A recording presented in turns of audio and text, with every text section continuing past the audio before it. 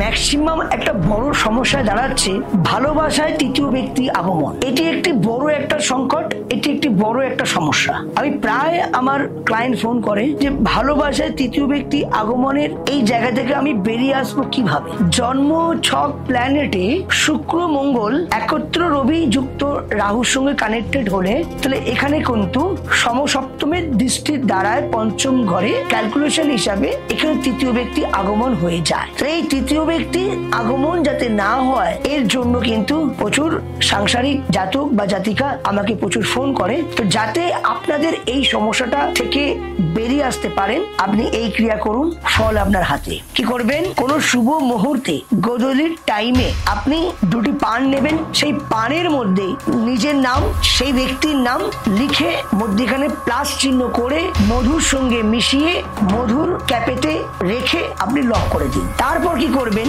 মাথার উপরে 3 দিন রাখবেন। রাখার পর আপনি কোনো জলাশয় এটা নিবেদন করবেন। দেখবেন আপনার পরিবারে যে তৃতীয় ব্যক্তি আগমন হয়েছে সেই তৃতীয় ব্যক্তি টোটালটাই সরে গিয়ে আপনার সঙ্গে যে সম্পর্কটা যে ডিটাচিং কানেক্টেড হয়েছিল সেটা আপনাদের দুজনের মধ্যে কাপল 100% দুজনে জয়েন্ট হয়ে যাবে, আবার সম্পর্ক হয়ে যাবে। সকলে ভালো থাকবেন, সুস্থ থাকবেন। জয় মা।